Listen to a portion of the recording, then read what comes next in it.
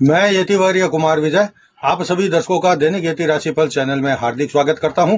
आज मैं आपको इस वीडियो में घर परिवार में सुख शांति नहीं रहती उनके लिए और जिनके घर में समृद्धि रुक गई है उनके लिए और जिन विवाह योग्य लड़के और लड़कियों की शादी नहीं हो रही है उनके लिए बार बार बात बनते बनते रह जाती है, रुक जाती है।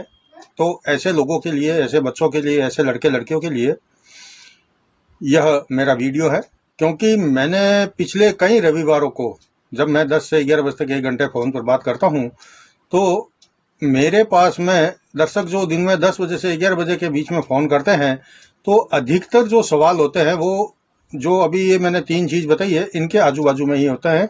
एक तो बच्चों की शादी नहीं हो रही है, या खुद बच्चे शादी फ़ोन करते हैं कि हमारी शादी नहीं हो रही है, घर में सुख समृद्धि रुक गई है, या घर में शांति नहीं है, सुख नहीं है घर में। तो इस प्रकार के जो सवाल है ये ज़्यादातर पूछे जाते हैं और सब लोग इससे ज़्यादा परेशान रहते हैं। तो मैंने सोचा कि इन सब सवालों के जवाब के लिए मैं एक वीडियो बना दूं और आप सबके सामने भेज दूं, क्योंकि कई लोग इनमें से ऐसे होते हैं जो फ़ोन तो 1 घंटे के अंदर करते हैं, उनको मैं एक को जवाब दे देता हूं, लेकिन बहुत लोग ऐसे होते हैं जो फ़ोन नहीं करते या करते हैं तो 1 घंटे में उनका फ़ोन नंबर लगता भी नहीं है, क्योंकि बिजी चलता है, फ़ोन पर फ़ोन मेरे पास में आते रहते हैं।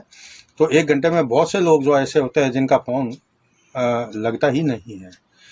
तो यह सब चीज़ें मैं ढूंढकर कहीं से, किताबों से और शास्त्रों में वास्तु के हिसाब से सब जगह से ढूंढकर काफ़ी टाइम से मैं इस पे रिसर्च कर रहा था और अब मैंने पूरा वीडियो कंप्लीट कर लिया है। आप अगर किसी ऐसी समस्या से ग्रस्त है तो एक बार मेरा यह जो वीडियो है वह पूरा देख लें, और पूरा देख लेने के बाद में अगर आपको पसंद आए तो नीचे कमेंट बॉक्स में आप ओम क्षेत्रपालाय नमः अवश्य लिखें। जिस घर में सुख शांति होती है उस घर में लक्ष्मी जी का वास रहता है और अन्नपूर्णा माता का आशीर्वाद रहता है, और आप भी कुछ ऐसा कर सकते हैं जिससे आपकी बदहाली, दुर्दशा, नेगेटिविटी और तंगी का माहौल समाप्त हो जाए और घर के अंदर आपके प्रेम, मोहब्बत और वैभवता की गंगा बहने लगे। तो अब ध्यान से सुने और देखें, और इनको आपकी इच्छा हो तो करके भी आप आजमा सकते हैं, करके देख सकते हैं। इनका शुभ फल ही मिलने वाला है, इसका कोई अशुभ फल या इसका कोई नेगेटिव फल नहीं मिलेगा।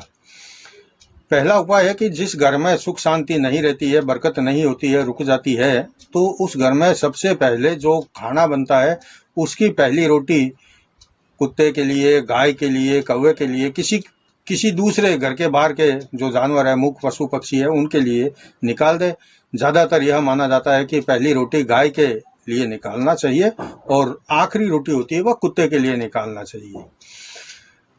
दूसरा है, प्रत्येक सप्ताह में जो आपकी राशि है और राशि का जो स्वामी है और राशि स्वामी का जो वार है उसके अनुसार अगर आप व्रत करेंगे तो सप्ताह में 1 दिन आपको व्रत करना है। आपके राशि के स्वामी का जो दिन आता है उस दिन आपको व्रत रखना है। ऐसा करने से भी घर में सुख शांति और समृद्धि बढ़ती है। तीसरा है, अगर आप अपने घर में नमक के पानी से पोछा लगाते हैं तो उसके प्रभाव से आपके घर में बरकत आती है, वह घर की सुख समृद्धि भी बनी रहती है और बढ़ती है। चौथा है उपाय, साल में एक बार घर में आप अपने कुल देवता, कुल देवी माता या आपके जो भी घर के देवता हो, इष्ट देव हो आपके, उनकी शांति घर के अंदर ग्रह शांति करवानी चाहिए। और ऐसा करवाने से कोई आपको जो परेशानी होती है वह दूर हो जाती है। ऐसा तो यह चीज प्रयोग की हुई भी है, घर के अंदर साल में एक बार कुल देवी माता की पूजा करवाना चाहिए, जिससे घर में रिद्धि सिद्धि सुख समृद्धि बनी रहती है। पांचवा है, घर के छोटे बच्चे या किसी का भी, महिला का भी हो सकता है, आपका हो सकता है, आपके पापा का, मम्मी का, दादा का, दादी का, किसी का भी सुंदर फोटो खींचा हुआ, हंसता हुआ, या कोई ऐसी यादगार का समय, जैसे किसी की शादी हो रही है, एंगेजमेंट हो रही है, किसी का जन्मदिन मनाया जा रहा है, कोई रिटायरमेंट हुआ है, यानी ये ऐसी खुशियों के समय के जो फोटो होते हैं, हंसते मुस्कुराते या एनर्जी देने वाले फोटो, इस प्रकार के फोटो को आप अपने घर के दीवारों पर लगवाए तो इससे क्या होता है, सकारात्मक ऊर्जा होती है वह घर के अंदर रहती है और घर के अंदर सुख शांति भी बनी रहती है। छठा जो मैं आपको बता रहा हूं, यह ध्यान से सुने। घर में सुख शांति बनाए रखने के लिए आप घर में सुबह शाम कुछ देर के लिए भगवान के जो भजन होते हैं, आरती होते हैं, वह मोबाइल में, स्पीकर में या कहीं से भी आप बजा सकते हैं। तो इससे घर का जो माहौल है वह सकारात्मक बन जाता है। सातवां है, घर के अंदर भगवान गणेश जी की, लक्ष्मी माता की और कुलदेवी माता की प्रतिदिन पूजा करें। और घर में जब भी कोई आपके तीज त्योहार हो, किसी का जन्मदिन हो, शादी विवाह का दिन हो, किसी का एनिवर्सरी का दिन हो या कोई और पुण्यतिथि आदि हो और आप अगर अलग से अच्छे से खाना बनाते हैं तो उस दिन उनको, जो पूर्वज होते हैं या देवी देवता होते हैं, उनको आप भोग लगाएं। इससे घर में सुख समृद्धि बनी रहती है। आठवां है, घर में आप झाड़ू को कभी भी खड़ा ना रखें, दो झाड़ुओं को आसपास में ना रखें, झाड़ुओं को चप्पलों के बीच में ना रखें, झाड़ुओं को आप बिस्तर के पलंग के नीचे ना रखें, झाड़ुओं को आप जिस टेबल पर बैठकर काम करते हैं उस टेबल के नीचे ना रखें। ऐसी जगह रखें जहां से झाड़ू जमीन पर लेटी रहे और कहीं से किसी को दिखाई भी न दे। तो ऐसा करने से जो दुर्भाग्य होता है वह भी दूर हो जाता है, घर में लक्ष्मी की कृपा बनती है। नौवां है कि घर में प्राय देखें आजकल का, जो पहले तो एक जमाना था जब घर के दरवाजे के दहलीज के बाहर सब लोग चप्पल जूते उतार कर घर के अंदर प्रवेश करते थे, लेकिन आजकल ऐसा नहीं है। जूते चप्पल सीधे घर के अंदर हर कमरे तक, हर बिस्तर तक, बेडरूम तक और रसोई तक ले जाने लगे हैं लोग। तो जहां जूते चप्पल आप घर के बाहर सही ढंग से खोलें, उनको साइड में रखें और व्यवस्थित रख दें तो यह आपके लिए अच्छा रहता है, शांति बनी रहती है घर के अंदर। 10वां है, अगर आपकी आदत बिस्तर पर बैठकर खाना खाने की है तो उससे आप बदलिए, क्योंकि बिस्तर पर बैठकर कभी खाना नहीं खाना चाहिए। इससे घर के अंदर नकारात्मक ऊर्जा आती है और घर में अशांति भी बढ़ती है। तो आप, अगर आपकी आदत है तो आप यह आदत बदलें और खाना कहीं बिस्तर से बाहर, टेबल कुर्सी पर बैठकर, जमीन पर बैठकर, रसोई में बैठकर खाएं तो यह अच्छा रहेगा। 11वां है, जहां आप घर के जूठे बर्तन धोते हैं वह जो स्थान है घर के मध्य का, यानी कि ब्रह्म स्थान नहीं होना चाहिए। उसके अलावा आप घर के बाहर कोई ऐसा स्थान बना ले जहां से आपको बर्तन धोने में, पानी लेने में आसानी रहे। तो घर के बाहर अगर धोएंगे तो ज्यादा अच्छा रहेगा, इससे घर के अंदर सुख शांति बनी रहेगी। 12वां है, मंदिर में पूजा का सामान जो होता है, अगरबत्ती है, दीपक है, वह आप मंदिर के अंदर या तो नीचे कोई ऐसा ड्रॉर बनाए या पास में कोई छोटा कबाट, अलमारी जैसा बनवाए, उसके अंदर आप रखें तो ज्यादा अच्छा रहेगा। ये जो सामान होता है इधर उधर रख जाए, मंदिर के अंदर फैला रहता है, यह अच्छा बात नहीं है। धुआं मंदिर के अंदर इतना नहीं होना चाहिए कि मंदिर पूरा काला हो जाए। काला मंदिर दिखता है अगर बाहर से ही तो यह भी एक अशुभ स्थिति होती है, इससे घर की सुख शांति प्रभावित होती है। 13वां है, अगर आप घर में आपके घर में मकड़ियों के जाले लगे हुए हैं तो उन्हें आप जल्दी से जल्दी निकाल दें, क्योंकि घर में जाले लगे होने से घर में राहु का प्रवेश हो जाता है और घर में अशांति आ जाती है। इसके और भी कई कारण, साइड इफेक्ट भी बनते हैं, अनेक प्रकार के होते हैं। ये मैं आपको अगले कल के वीडियो में भी बताऊंगा कि घर के अंदर जाले होने से इसका दूसरा साइड इफेक्ट क्या होता है। तो जाले घर के अंदर कभी ना रहने दे। 14वां है, घर में शांति बनाए रखने के लिए सदैव घर के मंदिर में जल से भरा हुआ कलश रखें। कोई बर्तन जरूर रखें, भले ही वो आप पानी की बोतल ही क्यों ना रख दें वहां पर, लेकिन घर के मंदिर के ईशान कोण में भरा हुआ पानी का लोटा या बोतल अवश्य रखें। 15वां है, अपने घर में सुख शांति व समृद्धि बनाए रखने के लिए घर के मुख्य द्वार के ऊपर, जहां से दरवाजे की चौखट है उसके भी ऊपर स्वस्तिक का चिन्ह बनाएं और दरवाजे के बाहर साइड में शुभ लाभ भी अवश्य लिखें। दरवाजे के एक साइड में शुभ लिखें, एक साइड में लाभ लिखें, एक साइड में लाभ लिखें, चाहे दूसरे साइड में शुभ लिखें। 16वां है, अगर आपके घर में पार्किंग या पोर्च बना हुआ है तो वह सही दिशा में होना जरूरी है। वैसे वास्तुशास्त्र के अनुसार अगर देखें तो पार्किंग हेतु उत्तर पश्चिम या उत्तर ईशान दक्षिण पश्चिम भी सही माना गया है। घर में 17वां है पॉइंट, घर में अगर आपने पौधे लगा रखे हैं, गमले बना रखे हैं और उसमें क्यारियां हैं, तो अगर कोई घर के क्यारी में या गमले में पौधा सूख जाता है तो आप उसको तुरंत वहां से हटा दें, उसकी जगह कोई नया पौधा लगा दे, या वह गमला खाली रहने दे या वो क्यारी खाली रहने दे तो भी चलेगा। जब कभी बाहर जाए कोई नया पौधा लेकर आए वहां लगा दें। 18वां है, वास्तुशास्त्र के अनुसार हमेशा दक्षिण पश्चिम दिशा में ओवरहेड टैंक यानी कि जो नैऋत्य कोण होता है वहां छत के ऊपर जो पानी का टैंक हो वहां बनाना चाहिए। उससे क्या होता है कि उत्तर पश्चिम का जो ईशान कोण आता है वह नीचा रहता है और दक्षिण पश्चिम का जो नैऋत्य कोण होता है वह ऊपर हो जाता है। यह वास्तु के अनुसार बहुत अच्छी स्थिति बन जाती है। वैसे कुछ पौधे ऐसे होते हैं जिनको घर में लगाने से भी सुख समृद्धि बढ़ती है और तरक्की होती है, शांति बनी रहती है। तो ऐसे कौन कौन से पौधे हैं मैं आपको यह बता देता हूं, आप जरूर उसको नोट कर लें। अगर आपके पास में लगाने की सुविधा हो तो ये पौधे आप घर के अंदर जरूर लगाएं। इससे आपके घर में सुख शांति भी बनी रहेगी और इससे आपकी समृद्धि भी बढ़ती रहेगी। तो ऐसे पौधों में सबसे पहला पौधा होता है आंवले का। यह आंवला जो है बहुत गुणकारी पौधा होता है, फल होता है और भगवान विष्णु जी और लक्ष्मी माता को भी प्रिय होने के कारण दीपावली के दिन लक्ष्मी पूजन में भी इसका उपयोग लिया जाता है, काम में लिया जाता है, इसका पूजन किया जाता है, यह भेंट में दिया जाता है देव को। इसके अलावा ये औषधीय गुणों से भरपूर आंवले का पेड़ भी बहुत शुभ माना गया है। मान्यताओं के मुताबिक आंवले के पेड़ पर भी देवताओं का वास होता है।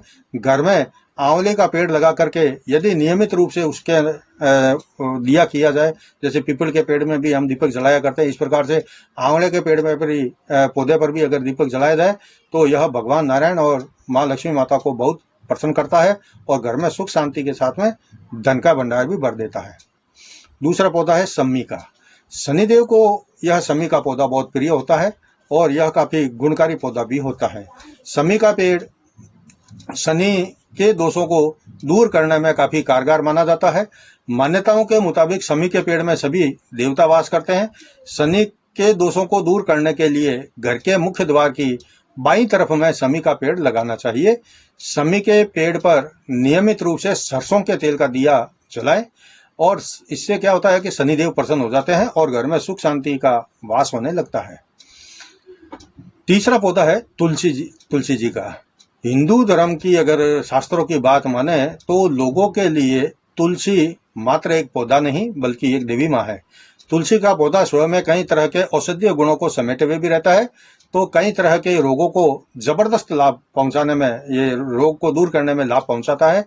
इसके साथ साथ तुलसी का पौधा ग्रह दोष को दूर करने में भी असरदार होता है। जिन लोगों का शुक्र ग्रह कमजोर होता है उन्हें अपने घर के आंगन में तुलसी का पौधा लगाना चाहिए।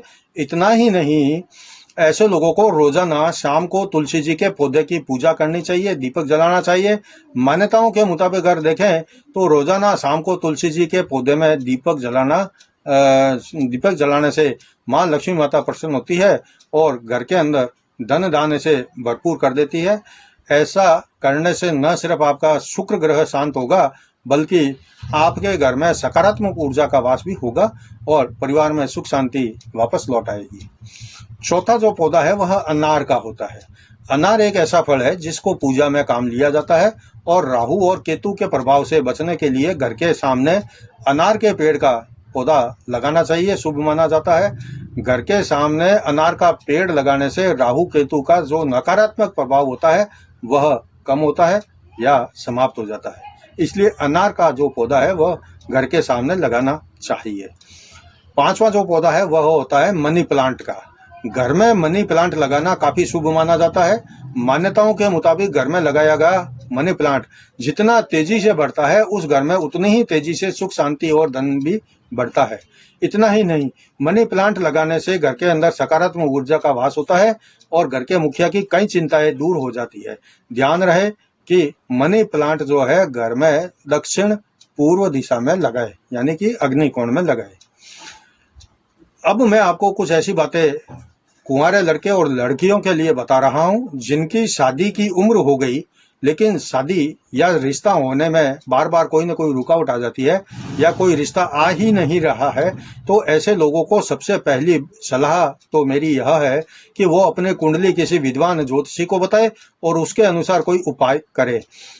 और उपाय में अधिकतर अशुभ ग्रह की संपूर्ण विधि विधान के साथ में जाप करवाकर शांति करवाने से जो बाधा होती है वह दूर हो जाती है। तो आप भी ज्योतिषी की सलाह को माने और अशुभ ग्रहों की शांति संपूर्ण विधि विधान के साथ में करवाएं और सुखी वैवाहिक जीवन का भरपूर उपयोग करें, भोग करें। फिर भी कुछ और इस विषय में मैं बता देता हूं जो साधारण बातें हैं, एकदम नॉर्मल, जो हम घर में आराम से कर सकते हैं। तो ऐसा अगर आप करें तो शायद ऐसा करने से आपका जो रिश्ता है वह मनपसंद जगह पर जल्दी हो जाएगा। पहले मैं लड़कों के लिए बता देता हूं।